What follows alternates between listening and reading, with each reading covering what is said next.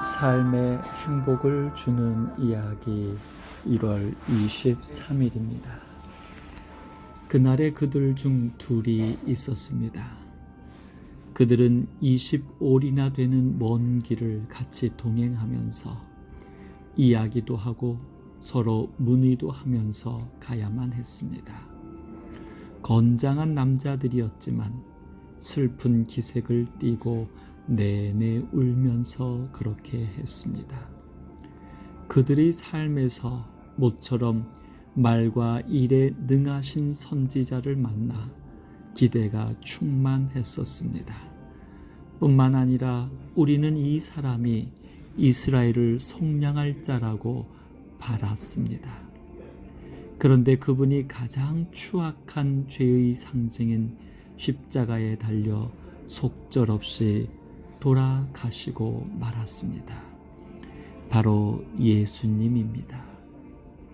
로마의 식민지로 살고 있는 자존심 상한 유대인이었지만 타락한 제사장과 지도자들로 인하여 희망을 볼 수 없는 암울함이지만 그러기에 나사렛 예수로 인하여 유월절 예루살렘을 찾아가는 길이 행복했었습니다.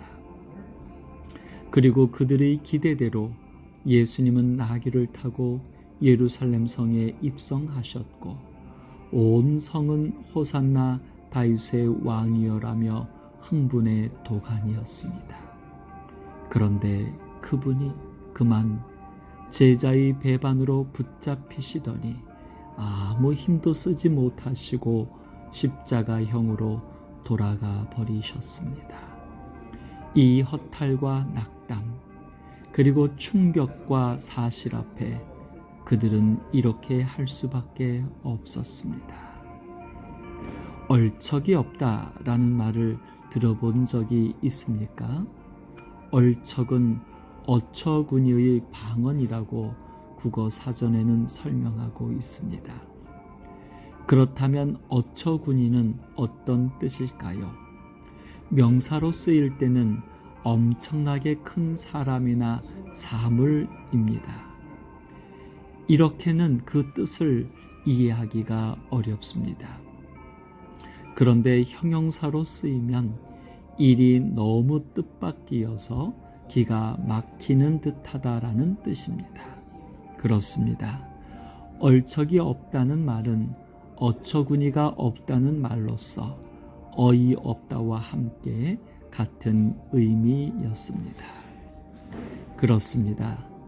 예수님의 삶은 물론 그분의 죽으심은 우리에게 얼척이 없게 합니다.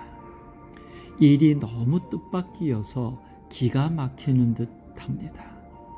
하나님의 아들이 사람으로 오신 것만 해도 어이가 없는데 더군다나 가장 처참하게 죽으시기까지 하시니 이것을 어떻게 이해할 수 있겠습니까? 죄로 인하여 오직 이기심과 자아로 항상 생각하는 것이 악할 뿐인 죄인으로서는 감히 상상할 수 없는 삶과 죽음입니다.